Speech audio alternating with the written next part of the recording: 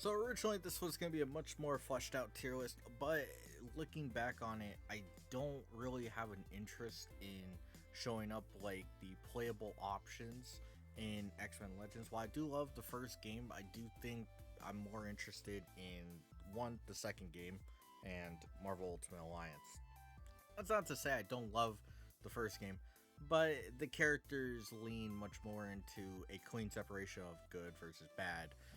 Though I will admit that in X-Men Legends, there's really no bad character. They are all usable from the very beginning of when you can play them to the very end, though some do better than each other, which we'll be talking about. This is purely for the first game.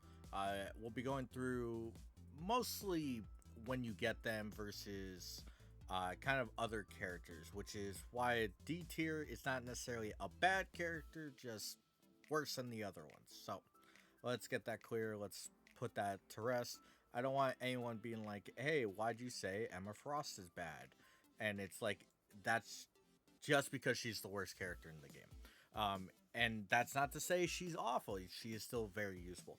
This comes to ahead with how tanks are used in X-Men Legends 1. In X-Men Legends 2, it's much more of a viable option.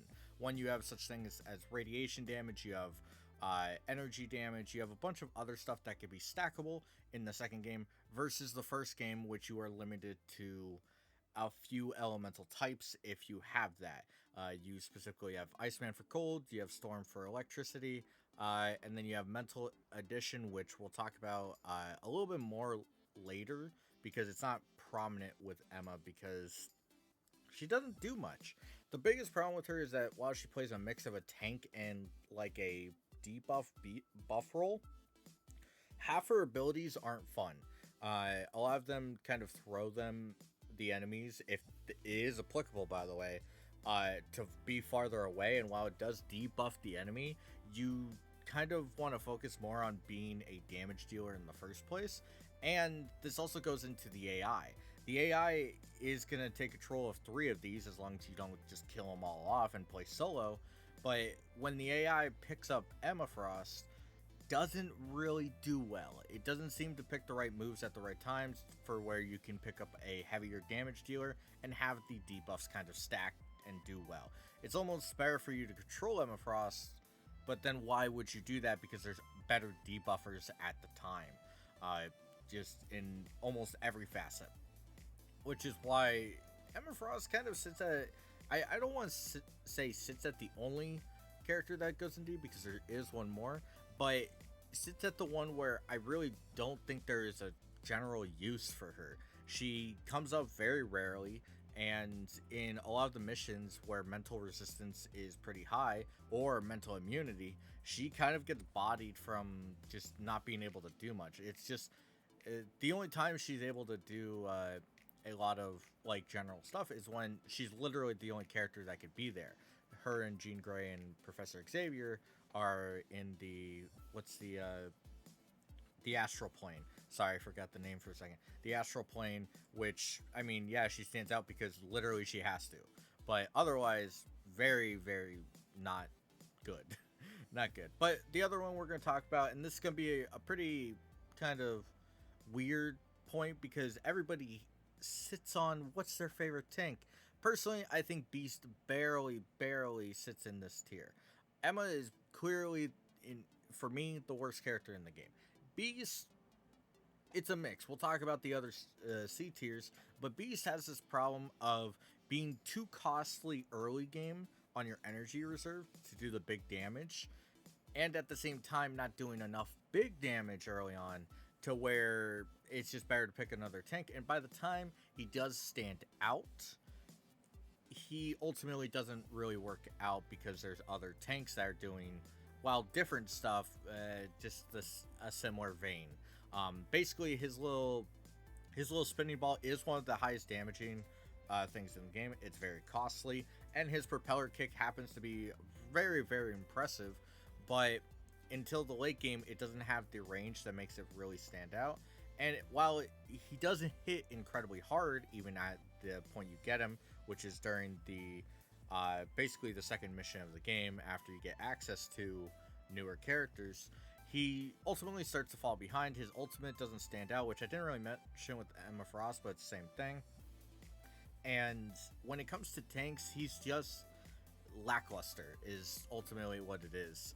He We'll talk about the problem with tanks with another character specifically, but he just has every single problem of them, and it takes too long to get going. Where you have other accessible options, which goes into the next tank immediately, which is Rogue. Rogue barely beats out Beast, and that's merely because her first ability, the Heavy Smash, I forget what it's actually called, is available, and it does great damage and destruction early. It's If you do it correctly, it is just free. Plus, she could fly, which doesn't sound incredibly useful, but there's certain points of this game where it is amazing. You can steal powers, which is haphazard at best, and so there is some utility there. Ultimately, Rogue is, in my opinion, the most bog standard character in all, and I do mean this like legitly, in all of X-Men Legends. This is like, I don't think she truly has a deficit, but she doesn't really have a high like positive. Like, you look at the deficits of Emma Frost and Beast, high energy cost, not very useful in most interactions.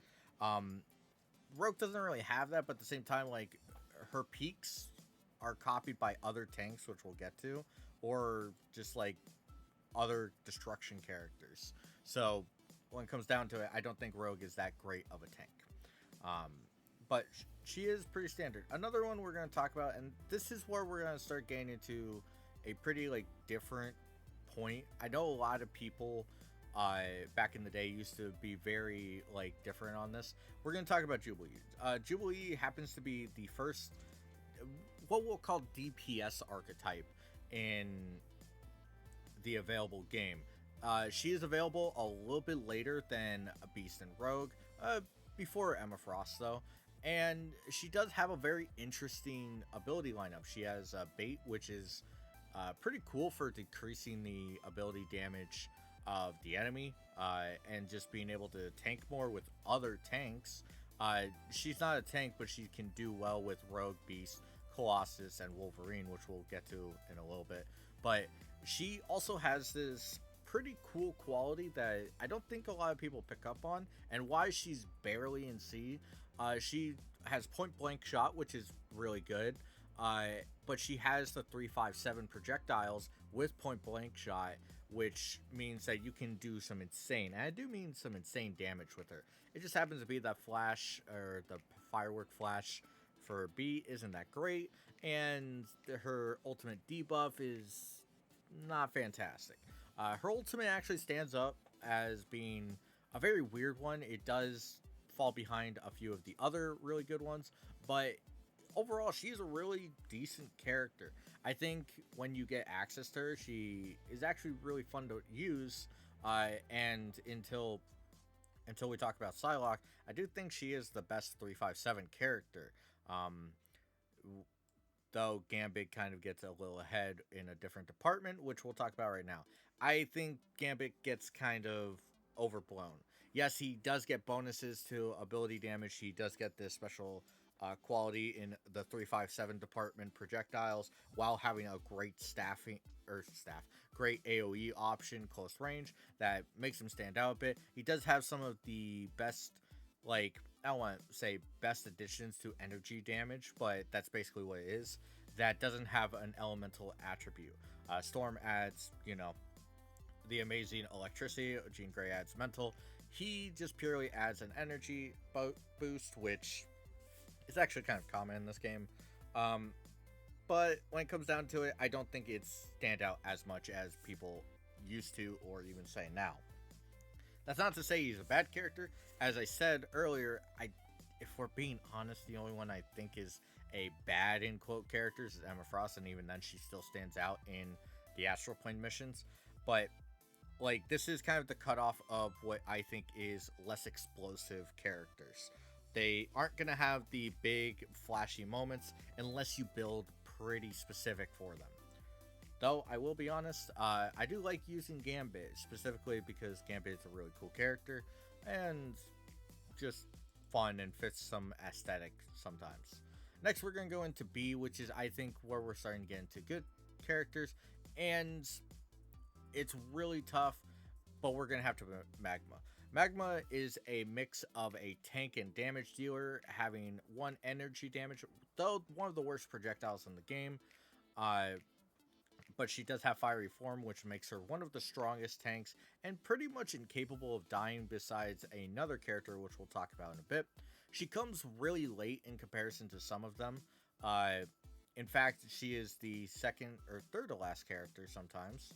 I forget if you get Colossus first. It doesn't really matter because she fits the same role of playing as a personal tank that could do a lot of destruction damage. Her fire is cool, but again, elemental damage is kind of her weak point. While she can personally throw out decent hits, her energy isn't great for it. Her B is great, but it really sucks because it's limited by a certain range, and some enemies are immune to knockup. Also, it's really bad against bosses. It shifts their hitbox sometimes, and I've actually thrown, like, for example, the Sabretooth and Avalanche boss. I've actually thrown Sabretooth hitbox outside of the arena, meaning that I can't actually kill him, which it's something to watch out for. But ignoring that, I do think that she has really good potential. It's just kind of, that's it. That's all she has. Which goes into Colossus. I think Colossus happens to be the best true tank in the game, and this is just to showcase how bad tanks are in this game. Because we'll talk about Wolverine and the mix that he kind of does, but true tanks are ones that just get a huge health pool, resistances, and are just there for destruction. But Colossus has a really good AoE, a really good smash, which we talked about with Rogue, and the steel skin is insane. I don't think you can actually die with Colossus if you are playing as him and you're using all of his abilities properly. I think it's actually impossible. He is just that insanely tanky, but at the same time, what else are you really doing with him? He does do great physical damage, but that's basically it. It's just physical damage, physical damage, physical damage. He comes pretty late, which is, abysmal, but hey, there's the breaks there.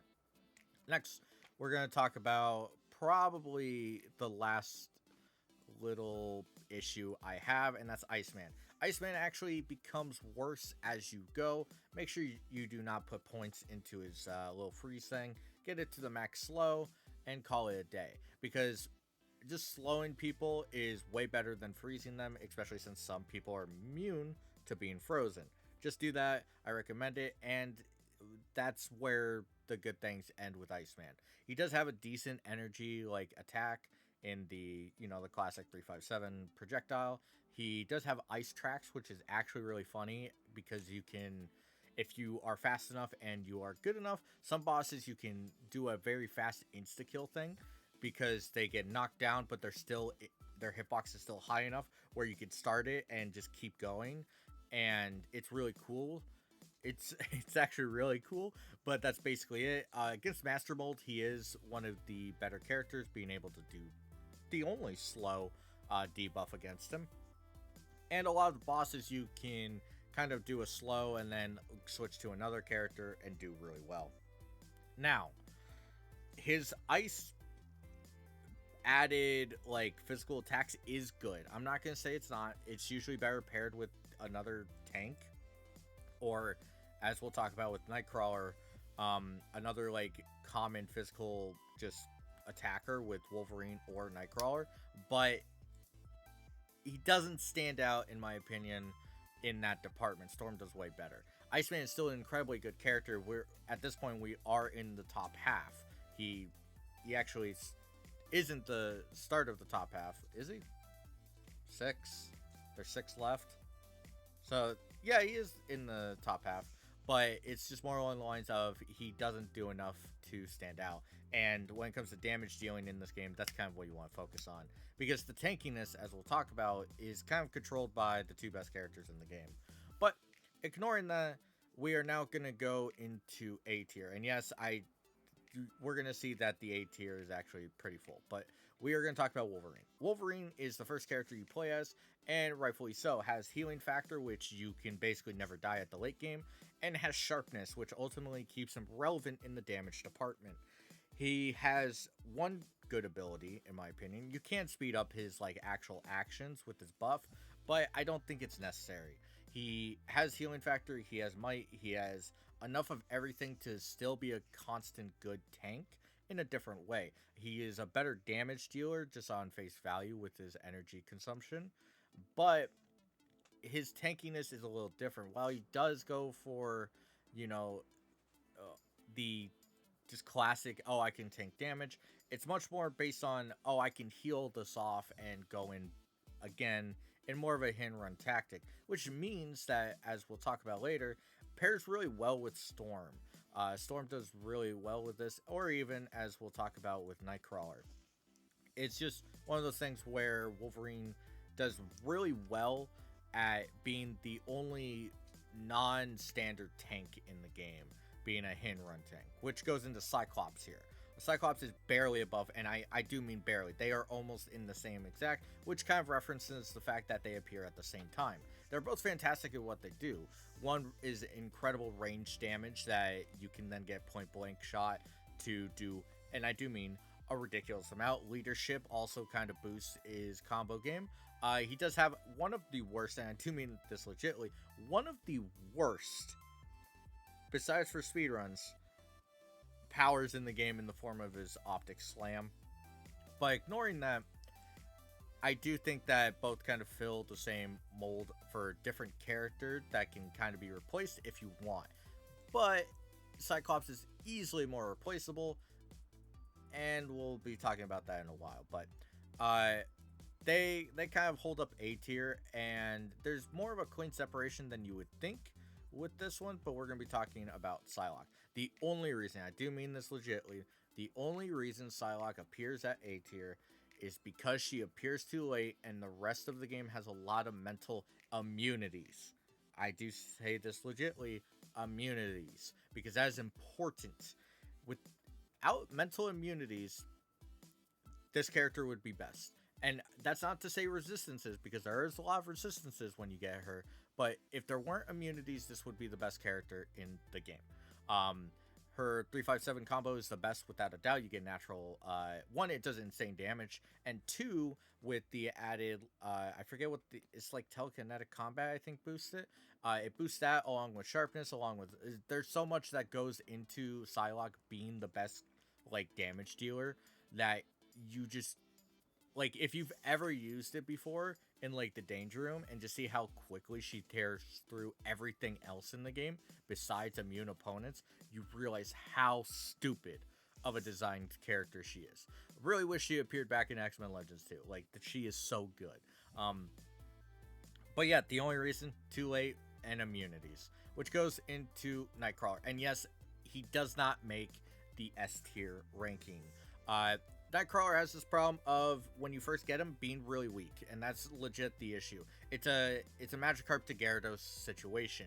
While he happens to be one of the best characters against Master Mold and a lot of bosses and generally the late game, he suffers from what I like to call the Magikarp syndrome.